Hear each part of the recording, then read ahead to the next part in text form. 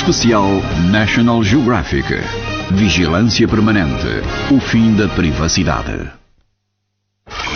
Londres, Inglaterra. Estação da King's Cross. 7 de julho de 2005, 8h38.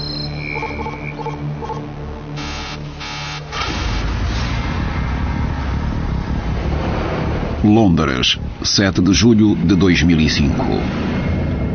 É hora de ponta, numa das mais movimentadas cidades do mundo.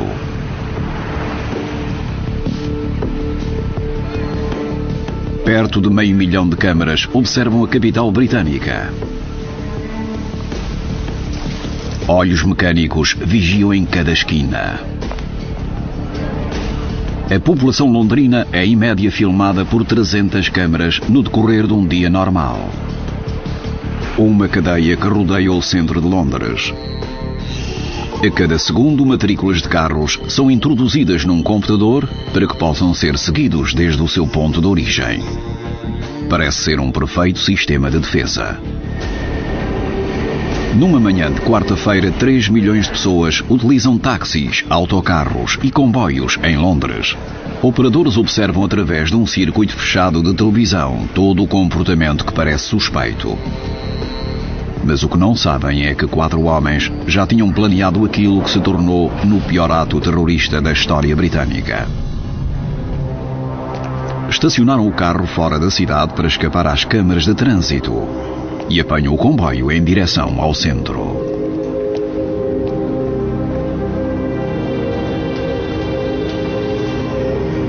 Um dos homens é apanhado por uma das câmaras, mas os operadores olham-no como um cidadão comum. Ninguém sabe quem são, até ser tarde demais.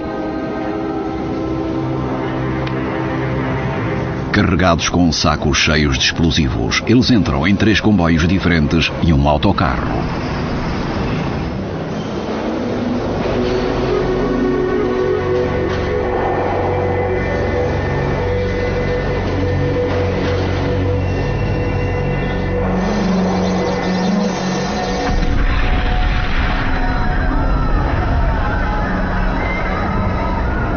Às 8h50, uma série de explosões acontece em 3 comboios do metro com 1 minuto de intervalo cada.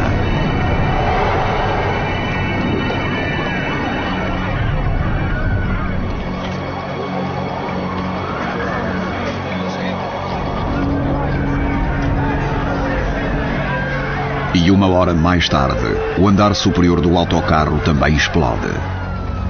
52 pessoas morrem. 700 ficam gravemente feridas. A Scotland Yard inicia a maior investigação da sua história. Uma investigação intensiva e detalhada demoraria alguns meses. Observam cautelosamente os vídeos de vigilância na tentativa de encontrarem alguma pista sobre os suspeitos. Como é que um dos sistemas de vigilância mais avançados do mundo falhou em detectar e impedir o ataque? A resposta pode estar escondida num armazém abandonado no centro de Londres. O Comando Central do Westminster. Esta é apenas uma pequena parte de uma das gravações do sistema de vigilância espalhado pela cidade. Na configuração atual, temos cerca de 4 milhões de câmaras de vigilância espalhadas pelo Reino Unido. Se estivermos em Londres, o diretor do Westminster, Robert McAllister, pode seguir todo o nosso movimento. Quando sair de sua casa pela manhã e entrar num autocarro ou qualquer outro transporte, provavelmente estará a ser filmado por uma câmara. Se estiver a andar por um passeio e a entrar numa loja, em qualquer parte da cidade, você estará a ser seguido pelo sistema de câmaras de vigilância. Eu não estou particularmente interessado se estiver a beber um cappuccino em sua casa pela manhã. Mas se o seu filho sofrer maus tratos, se você for vítima de algum abuso, ou se a sua casa foi alvo de vandalismo, possivelmente irá gostar de uma câmara de vigilância.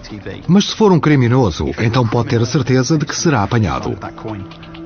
O circuito de vigilância por câmaras já mostrou o seu valor no combate contra o crime. Estamos interessados nesse grupo de 4 indivíduos. Agosto de 2004. Um grupo de 4 homens coloca um dispositivo eletrónico numa caixa multibanco. Eles conseguiram roubar os códigos PIN e os números dos cartões para efetuarem levantamentos nas contas de outras pessoas. A equipa McAllister utilizou o sistema de vigilância para os apanhar. Seguiram os suspeitos de câmara em câmara e, com cautela, guiaram as autoridades até ao carro que utilizavam para que pudessem impedir a sua fuga. Quando o veículo estiver em movimento, poderemos tirar uma boa fotografia da matrícula.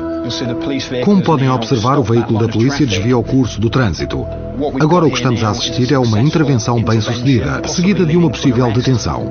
Isto é o máximo que podemos imaginar de um sistema de vigilância total. Parece que estamos a ser observados por milhões de olhos. Mas ainda não chega para evitar um atentado bombista.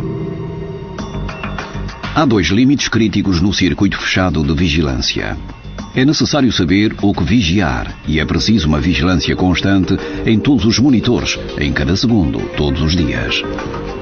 Estamos à procura de 4 indivíduos e de pequenas pistas em milhares de horas de filmagens. Estas câmaras filmaram os suspeitos 9 dias antes dos atentados.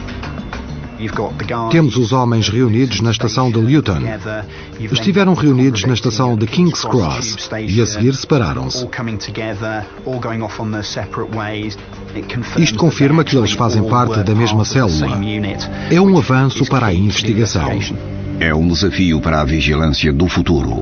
Encontrar pessoas antes de cometerem um crime não é tarefa fácil por uma câmara. Um sistema mais sofisticado está atualmente a ser posto em prática. Não para apanhar terroristas, mas sim para chegar até ao cabecilha. Las Vegas, Nevada. Aladdin Casino, 22h48. Todos os anos, mais de 35 milhões de turistas visitam este oásis no deserto. Muitos sabem que os casinos em Las Vegas utilizam um sistema de câmaras de vigilância, mas poucos se apercebem de que estão a ser observados. O jogo é um negócio sério. Jogadores gastam cerca de 6 mil milhões de euros todos os anos e travesseiros podem perder milhões. Por isso, alguns casinos utilizam a mais avançada tecnologia em vigilância por vídeo para controlar os clientes. Cada virar de uma carta, cada nova jogada, cada rolar dos dados são registados por um olho invisível. 5, 7. Quando os turistas entram no gigantesco casino Aladdin para jogar, entram num verdadeiro mundo vigiado. No controle de tudo isto está um homem nas sombras. Nós vemos, mas não podemos ser vistos. Temos uma espécie de olho divino que pode falar. Bill Page é o chefe de segurança e faz tudo o que está ao seu alcance para que a sua equipa se mantenha incógnita por baixo de todo o brilho e glamour. Quando entram nos casinos, as pessoas não olham para o teto. Se o fizessem, ficariam admirados e diriam: o que serão todos aqueles pontos pretos no teto? Na realidade, aqueles pontos são câmaras que vigiam todo o estabelecimento. As câmaras podem parecer simples, mas desde os 12 metros onde estão instaladas, conseguem visualizar o mostrador de um relógio de pulso ou até mesmo o número de série de uma simples nota. Esta é a cassete de um homem a jogar na roleta. Mas vejam novamente. Não há mais nenhumas apostas. Ele tenta fazer batota. Lá está novamente.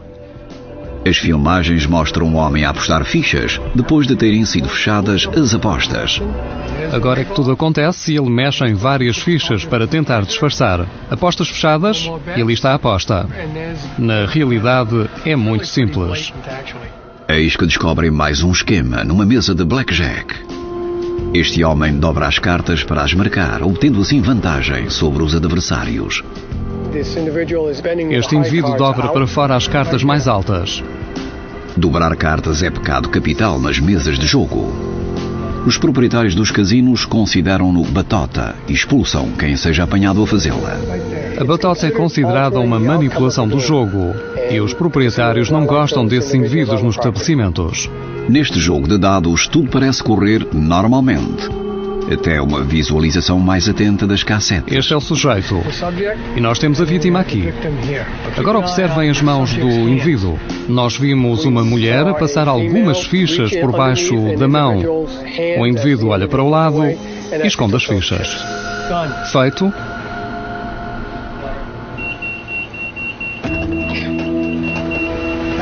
É ele. Hoje, Bill vigia um jogador de blackjack que sai sempre vencedor. Fiquem com ele. Ele conseguiu o double jack. A equipa de vigilância suspeita que ele seja uma presença indesejável. Ele está a tentar fazer batota. Eles não são necessariamente batuteiros, mas ao tentarem quebrar o sistema, os casinos acabam por bani-los quando os conseguem identificar. Se este homem for um indesejado, pode já ter sido filmado anteriormente. Page precisa de uma ajudinha tecnológica e recorre ao software de reconhecimento facial. Tiramos várias fotografias do seu rosto. Vamos ver se ele já consta na nossa base de dados. É necessário encontrar o ângulo e iluminação adequados para que a fotografia resulte em cheio. Existem 80 pontos de medição preliminares na face humana. O computador descreve a face traçando pontos e medindo a variação das características. Todos juntos, esses pontos criam um código numérico único chamado impressão facial. O computador compara a impressão facial do suspeito com as existentes nas bases de dados de todo o mundo. Mas o sistema está sempre dependente de um ser humano. É ele, é o nosso homem. Coincidem perfeitamente. Desta vez o suspeito é um ator, apenas para demonstrar o sistema.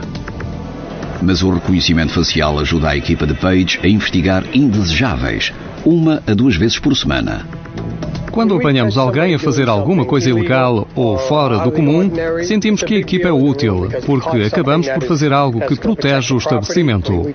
Nós levamos o nosso trabalho muito a sério. Estes sistemas de reconhecimento facial ainda dependem de imagens de alta definição e de um operador humano. Mas no caso dos bombardeamentos em Londres, mesmo que existissem fotografias dos bombistas numa base de dados, provavelmente os investigadores não teriam uma correspondência. As imagens estão demasiado desfocadas, ou o ângulo não era o mais apropriado.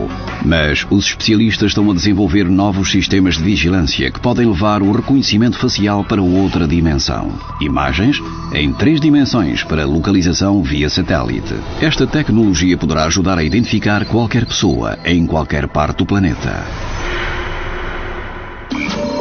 Boston. Laboratório de pesquisa da Mitsubishi.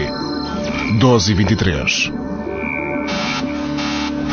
O desafio para o futuro da vigilância não é apenas encontrar uma cara na multidão, mas sim identificar uma pessoa em qualquer parte do mundo. Este laboratório trabalha no último grito deste tipo de tecnologia. Uma interface gigante usa o reconhecimento facial em 3D para ajudar a identificar virtualmente pessoas a partir de qualquer ângulo. A polícia acredita que as fotografias mostrem os bombistas a planearem os ataques. Para encontrar suspeitos dos atentados em Londres, os investigadores tiveram de visionar milhares de horas de vídeo. Limitaram a busca por tempo e lugar e acabaram por encontrar imagens de má qualidade dos suspeitos. Nem qualquer pessoa mais atenta iria reparar nos suspeitos. Mas especialistas em reconhecimento facial como Hans-Peter Pfister sabem que o sistema mais avançado irá ajudá-los no futuro. Olhe para a câmara. Vou-lhe tirar algumas fotografias.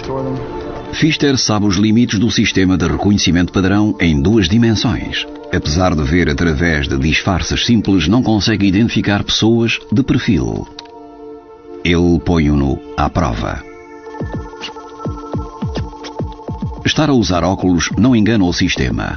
Ele continua a funcionar mesmo com um bigode, um penteado estranho ou mesmo uma barba. Esta parece-me bem. Mas se simplesmente virarmos a sua cabeça, o computador não o reconhece, uma vez que já não consegue medir as distâncias da sua face. Pfister espera que a sua interface de 3D ensine o computador a ver uma face em todos os ângulos. Ele tem de colocar o objeto num ponto preciso para obter uma imagem perfeita.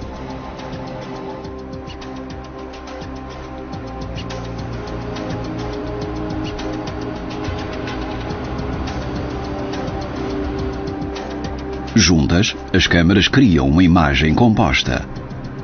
Mais de 64 mil pontos individuais compõem a imagem de uma face. Esta imagem 3D completa é chamada de avatar. Pfister consegue manipular a imagem de forma a compará-la com outras imagens da base de dados. E espera que um dia todos os criminosos possam ser identificados de qualquer ângulo. O sistema em 3D cria grandes expectativas para futuras investigações, como os atentados em Londres, onde as câmaras de segurança apenas registaram imagens de perfil. Esta nova tecnologia poderá ser equiparada a câmaras inteligentes, as quais podem, na realidade, encontrar caras e fazê-las correr num sistema de correspondência. O desafio para a tecnologia de vigilância é encontrar indivíduos em qualquer lado, antes que consigam atuar. E um outro laboratório oferece-nos um olhar de relance a um sistema que faz precisamente isso. Boston, Centro de Pesquisa Criminal, 6 de outubro, 15 e 12. Voa para Boston. Num laboratório em Massachusetts, cientistas estão numa caça ao homem para concluir um caso. Uma fotografia enviada pelo FBI. O suspeito é Thomas O'Connor. Thomas é o nosso homem. O'Connor cometeu uma fraude bancária saqueando milhares de euros de bancos de todo o mundo. Agora inserem a fotografia de O'Connor na base de dados, utilizando o software de reconhecimento facial, unindo milhões de câmaras espalhadas pelas ruas e edifícios por todo o mundo, dá-se início a uma procura global. Voa para Tóquio. Em cada cidade o governo põe as câmaras a vigiarem as ruas para identificarem O'Connor. Londres.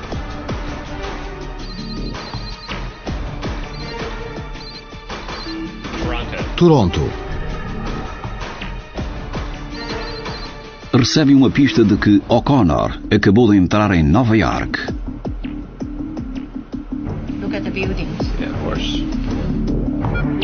Cada edifício da cidade pode ser visto a 3D, o que permite uma vista panorâmica. Vamos verificar outros bancos. Nestes bancos.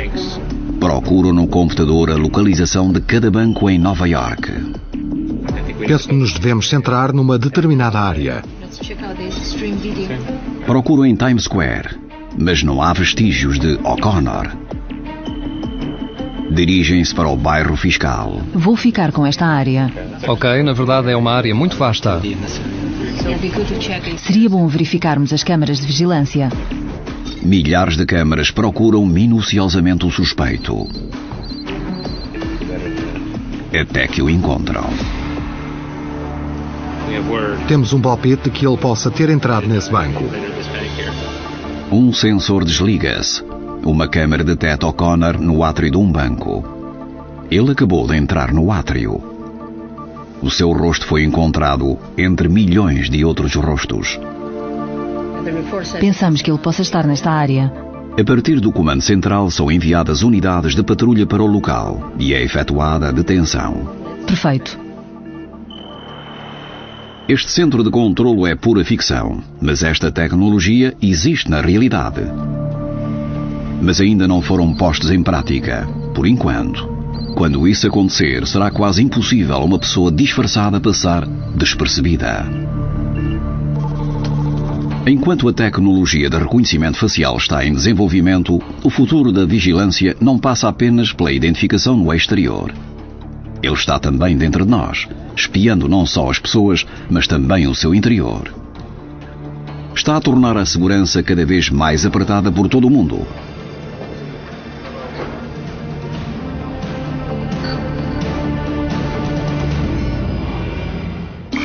Emirados Árabes Unidos, Aeroporto Internacional do Dubai, 8 e 8.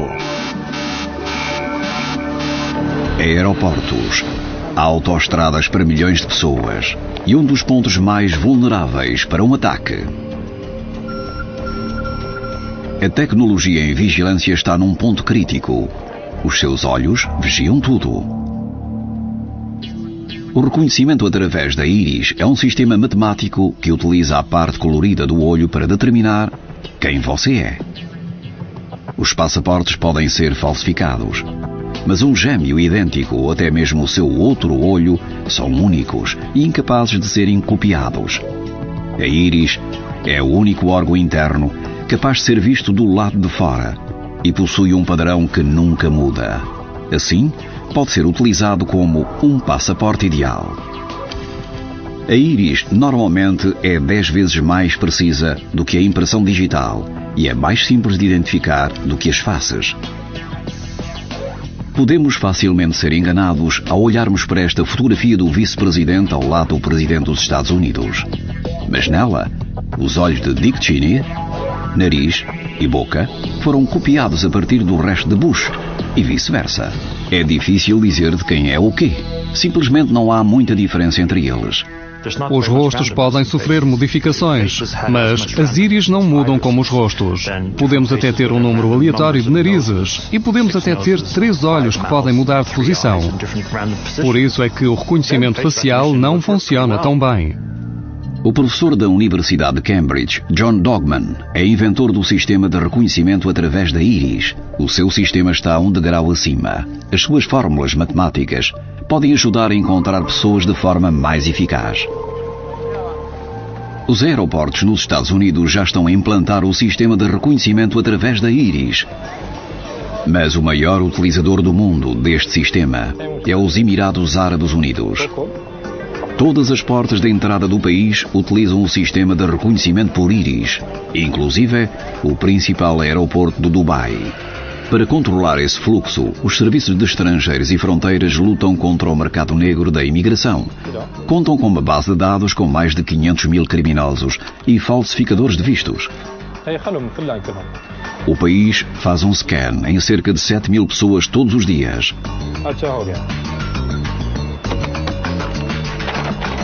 Thank you. Next.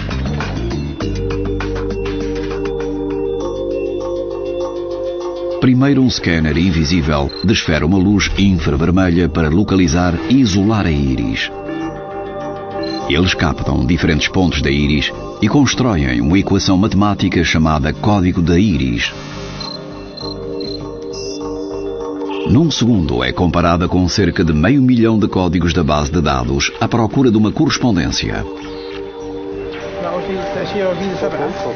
Hoje o inspetor Ibrahim encontra um problema com um homem que acaba de chegar do Irão. Em menos de um segundo, o computador fez milhões de comparações e mostra os pontos que coincidem com o código da sua íris na base de dados. Eles encontraram uma correspondência. Ele não pode ir mais para a União Europeia. Foi para sempre banido.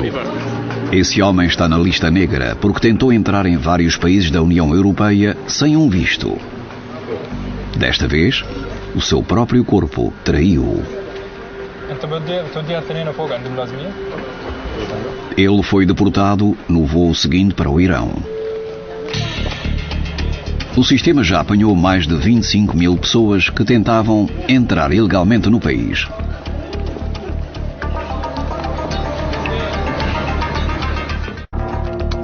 O sistema de reconhecimento pela íris identifica-nos através de uma parte do nosso corpo. Mas há uma nova forma de vigilância que pode ver através de uma imagem virtual. É conhecida como raio-x backscatter. Neste exemplo vemos uma mulher aparentemente seminua, exceto por uma pastilha elástica e um engenho explosivo escondido no seu corpo. Esta nova tecnologia foi desenvolvida em Orlando e está a ser testada no aeroporto da Flórida. Ela ultrapassa todos os conceitos de privacidade e tem agitado opiniões na imprensa. Os fabricantes do backscatter estão a trabalhar numa forma de ir além das roupas que usamos. Por enquanto, o governo decidiu colocar tal tecnologia na lista de espera. Mas o backscatter está preparado para mais do que monitorizar pessoas. Esta carrinha está a monitorizar todo o parque de estacionamento. Essa tecnologia permite ver por dentro dos carros. Pode-se ver através do metal e mostrar componentes orgânicos, como este explosivo plástico, por exemplo.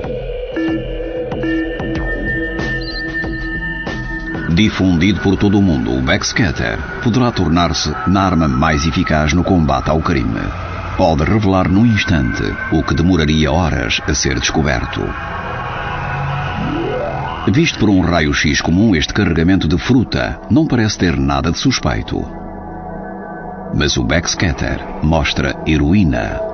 São estes blocos brancos escondidos na fruta. Pode trabalhar de forma similar ao raio-x, mas esta tecnologia consegue mostrar mais detalhes. Perto de Guatemala, um caminhão de bananas não é o que parece. Imigrantes ilegais tentaram esconder-se por entre a fruta.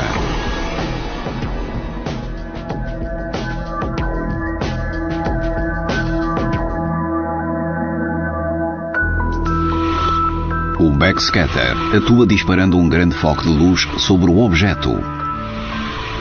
Estes focos de luz penetram superfícies densas como o metal, mas quando se deparam com materiais de baixa densidade, os focos retomam com a informação do objeto, tal como bananas ou até mesmo pessoas. Quando as partículas de luz regressam, revelam a forma do objeto. Mesmo que as novas tecnologias possam ser invasivas, a segurança está cada vez mais apertada, onde é necessário. Mas vamos para o próximo desafio para vigiar uma cidade por inteiro. Milhões de pessoas. Milhares de locais. Até mesmo à noite. Com tecnologias tão avançadas, seria possível ver o que era suposto não ser visto.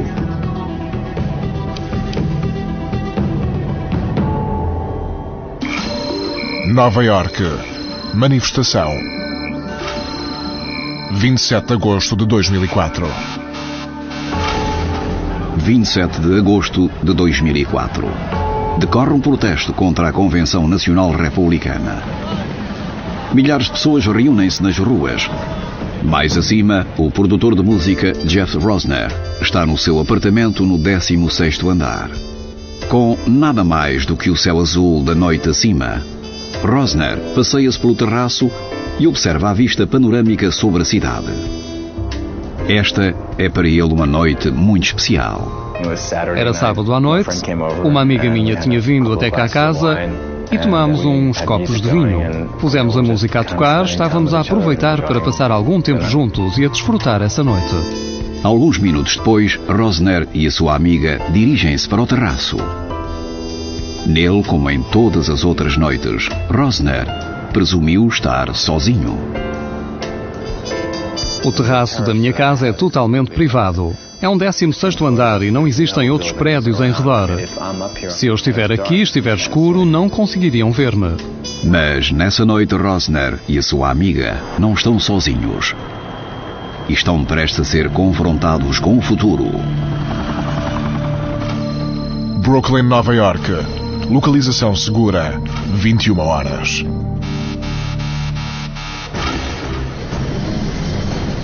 "16 quilómetros mais longe, uma máquina única prepara-se para uma noite de vigilância. A partir deste local seguro, a unidade aérea do Departamento de Polícia de Nova Iorque consegue tornar a noite em dia. O desafio é ver por entre a escuridão e detectar se algo de estranho acontece na cidade de Nova Iorque. O helicóptero Bell 412EP, avaliado em 10 milhões de euros, está equipado com a mais recente tecnologia de infravermelhos. A sua câmara permite-lhes patrulhar Manhattan a grandes altitudes durante a noite, sem que a sua presença seja detectada. A equipe efetua cerca de 9.000 missões de vigilância por ano. Lideradas por o inspetor Gallucci, vigiam o crime, atividades terroristas e qualquer espécie de problemas. Estamos sempre em missão de vigilância. Ininterruptamente, nós procuramos qualquer coisa que nos pareça fora do comum, todas as circunstâncias estranhas e posições estratégicas. Voando a mais de 130 nós, consegue cobrir 16 km em poucos minutos. A equipa de vigilância move-se por Brooklyn, seguindo os mapas em tempo real. Quando se aproximam do porto de Nova York, ligam a câmara de infravermelhos para trazer vida a um mundo invisível.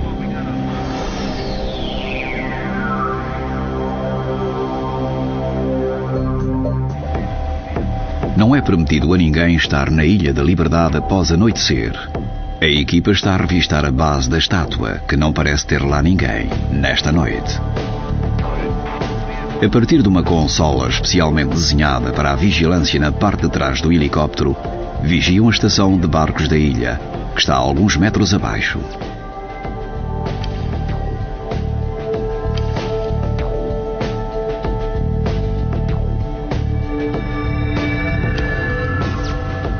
Última paragem no seu percurso para Manhattan, a ponte Brooklyn.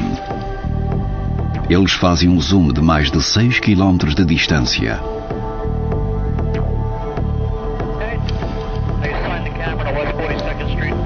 No computador de bordo, a equipa programa mais uma área, como Times Square, através de um sistema guiado por GPS.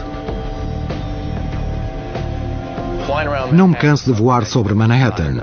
É uma vista magnífica, mas nós temos sempre de ter uma coisa na cabeça. Não nos podemos distrair. Isto não é uma rota de turismo. Todos produzimos calor e o helicóptero de vigilância pode seguir qualquer indivíduo a partir de cima, normalmente sem que ele se aperceba. Ao entardecer do dia 27 de agosto, os protestos continuam perto do apartamento de Jeff Rosner. E o helicóptero do Departamento de Polícia de Nova York monitoriza o acontecimento. Nós estamos apenas a monitorizar a situação para uma possível ação de intervenção. E a parte do que fazemos é vigiar os telhados, para ter a certeza de que nada de estranho possa acontecer a partir de cima dos edifícios que rodeiam a manifestação. O helicóptero patrulha o bairro em busca de problemas. Entretanto, o encontro de Rosner está a correr bem. Na realidade, foi um fim de tarde muito especial com uma mulher. A noite estava fantástica. A polícia filma telhado a telhado. Nenhum sinal de problemas. Mas algo de estranho acontece. O helicóptero sobrevoa o terraço de Rosner. E a câmara revela duas pessoas que não estão propriamente interessadas na manifestação.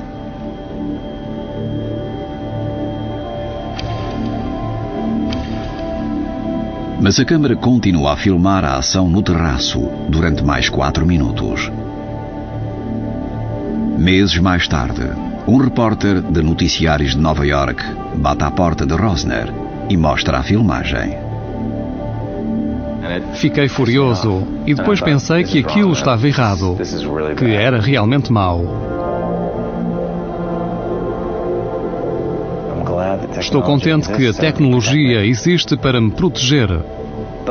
Mas fiquei aborrecido por saber que tal tecnologia possa ser usada de uma forma errada. De facto, aconteceu. E quem filmou aquilo não estava perto para que eu pudesse dizer algo como, por exemplo, faz-me um favor, desliga a câmara, desaparece da minha frente ou algo como, esta é a minha vida, a minha noite, estás a violar os meus direitos. Para Rosner, aquilo foi um abuso da tecnologia de vigilância. Mas a polícia discorda. A nossa intenção nunca foi invadir a privacidade de ninguém. É a forma que a polícia tem de cumprir a sua missão, de tentar proteger os cidadãos. A vida muda, mesmo que algumas pessoas acreditem que possamos estar a violar os seus direitos de liberdade. Este sistema será o 112 do futuro e é a forma que agora a polícia tem de atuar. Quando a filmagem chegou ao telejornal, alguns acharam que a noite privada de Rosner tinha sido violada. Mas a tecnologia torna-se cada vez mais sofisticada. Isto é apenas o início. As ferramentas de vigilância já estão para além das câmaras infravermelhas. E a polícia não é a única a vigiar-nos. Governos e outras autoridades utilizam todos os dias os seus próprios meios para gravar as nossas atividades. Telemóveis podem descrever os nossos movimentos através de torres de transmissão e de satélites. O telemóvel segue-nos fisicamente. Está no nosso bolso e desenha um pequeno mapa do percurso que fizemos durante o dia. Usamos há muito a tecnologia, desde utilizar um cartão magnético para uma porta, ao atravessar as portagens, e até mesmo usar a internet no nosso computador. Tudo pode deixar um rastro eletrónico. Nós temos equipamentos e sistemas de pagamento que podem deixar para trás pequenos rastros. A vigilância no século XXI pega num rasto e começa a seguir as nossas pegadas ou até mesmo a adivinhar os nossos próximos passos e seguirmos mesmo antes de tomarmos qualquer decisão. Utilizando uma técnica chamada mina de dados, as companhias e os governos introduzem pequenos detalhes sobre a nossa vida num massivo banco de dados. Quando vamos para a escola, o que compramos no dia anterior, onde vamos estar, quando pagamos a segurança social e até os nossos segredos mais recônditos podem estar à vista de qualquer um que consiga aceder a essas informações. Ao invés de um grande segredo que não queremos revelar, eles são milhões de pequenas partes como bits de informação que são reunidas até aparecerem numa imagem digital muito definida, precisa e credível. Se você souber onde tenho estado as últimas 15 horas durante os últimos 250 dias, provavelmente poderá ter um bom palpite de onde eu possa estar na mesma hora no dia seguinte. E se souber onde vou estar amanhã às 15 horas, não haverá muito mais que se possa fazer. Atualmente as tecnologias de vigilância estão por toda a parte. Mas talvez o último sistema não necessite de vigiar-nos do lado de fora. Esse novo sistema irá estar nos nossos corpos. Terá o potencial de saber não só onde estamos, como vai revelar tudo o que vamos fazer. Roterdão, Holanda, Barra Beach Club, 2 horas e 41 minutos.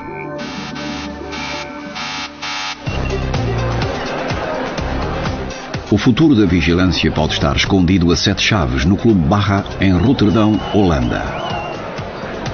À primeira vista parece ser uma festa vulgar, mas isto não é um clube vulgar. O Barra possui um grupo VIP, que é diferente dos outros clientes. Não precisam de identificação e não precisam de dinheiro para pagar as bebidas ou as comidas. Para entrar no clube, tudo o que precisam de fazer é oferecer o braço para um scanner. Esta noite, Rioni Schouten, de 21 anos, vai juntar-se ao grupo. Faço isso para me sentir mais confortável. Eles trazem-me bebidas e comida assim que me dirijo ao bar para ir buscar. Mas antes de Rioni divertir-se, ele tem de ser visto por um médico. Vão implantar um dispositivo eletrónico no seu braço. Batizaram-no como identificação por radiofrequência. Esse pequeno chip transmite um sinal via rádio que pode ser lido por um scanner. Implantes de microchips para segurança. Em 2013, um advogado e a sua equipa receberam um chip implantado para que pudessem ter acesso a áreas mais restritas. O médico de Rioni já fez o implante a mais de 100 pacientes. Claro que no princípio tive dúvidas, porque estava a implantar chips no corpo de pessoas saudáveis, pessoas jovens, mas acredito agora que isto será o futuro. Cada pequeno chip possui um número. Um scanner ligado a uma base de dados revela instantaneamente quem é a pessoa e muito mais. Tecnicamente, não há limites na informação que a base de dados consiga guardar. Esta é a agulha que uso para fazer o implante do chip. O chip não é maior do que um grão de arroz. Vai permanecer ativo no corpo de Rioni até ao fim da sua vida, ou se alguma rejeição o obrigue à sua remoção. Rioni vai precisar de um analgésico depois do procedimento. O chip implantado fica apenas a alguns centímetros sob a pele. Se ficar muito perto do músculo, ele poderá danificar o chip e Rioni senti-lo-á sempre que se mover. Se tudo correr bem, não sentirá o chip.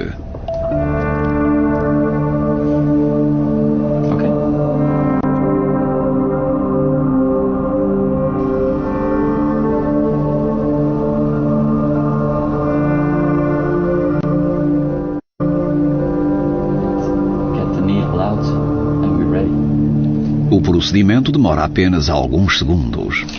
E agora? Está na hora da festa. Enquanto alguns têm de pagar para entrar no clube, quando Rioni chega, o seu nome e número instantaneamente identificam-no como membro VIP do clube. Ele dirige-se ao bar dos VIP e utiliza o seu chip com que paga a bebida. O Barra já está num futuro não muito distante. Por enquanto, algumas pessoas utilizam o chip com informações críticas de saúde. Alguns pensam que brevemente todos terão chips para identificá-los. E será também uma nova forma de vigilância. Joe Van Galen é o gerente do clube. Ele gosta de manter sob observação todos os clientes, especialmente os VIP, com chips. Acredito que daqui a 20 anos o chip será uma coisa normal. Pode ser implantado logo à nascença e terá de carregá-lo no seu corpo até ao fim da sua vida. E já poderá carregar algumas informações com ele. Se tiver algum problema, poderá fazer-se uma consulta ao chip e a partir daí saber a quem pertence e do que possa precisar. A identificação através de chips implantados pode ser apenas um princípio. Os chips futuros podem já estar equipados com um sistema de rastreio por GPS, tornando possível localizar qualquer um, a qualquer hora, em qualquer parte do globo. Alguns donos de animais domésticos já utilizam unidades externas de GPS para localizar os seus queridos amigos. Nos Estados Unidos, aproximadamente 7.500 criminosos são monitorizados por GPS e estes dispositivos estão cada vez menores.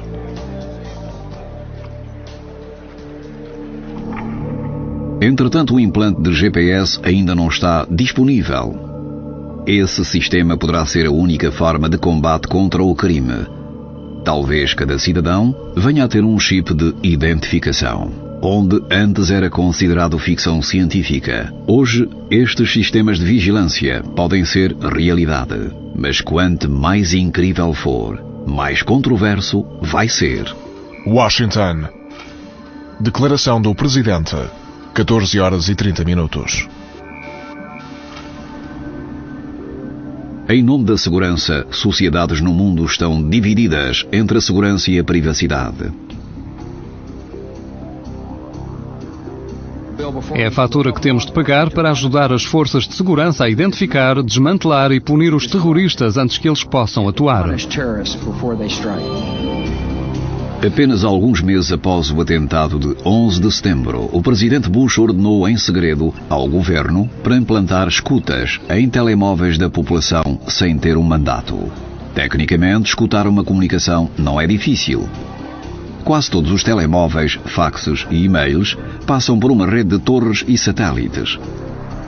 Esta informação digital pode ser interceptada, escutada e perseguida utilizando satélites espiões. Só os Estados Unidos possuem mais de 30.000 especialistas em vigilância em todo o mundo, a trabalhar com mais de 100 satélites espiões. A cada 3 minutos, eles reúnem tanta informação que poderia encher a biblioteca do Congresso. Os governos dizem-nos que tal tecnologia é para a nossa segurança. Mas quem é que decide?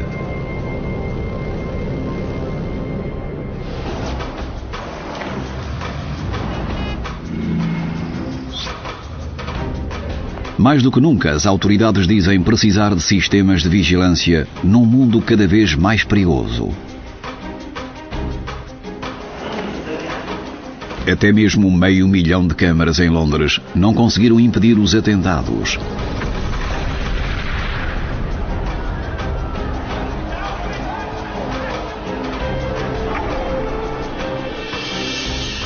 Novas tecnologias como os implantes de chip, reconhecimento por íris, e reconhecimento facial podem realmente revelar qualquer pessoa que cometeu um crime ou atravessou fronteiras de forma ilegal.